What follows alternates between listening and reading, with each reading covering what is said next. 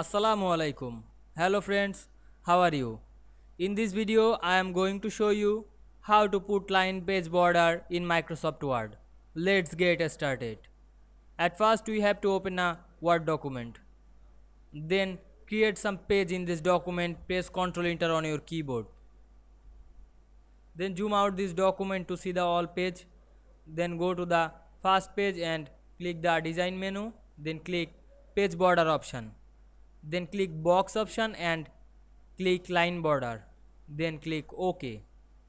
Now we can see here inserted line border in this document. I hope you enjoy the video. Please like, comment, share and subscribe my YouTube channel. Thanks for watching.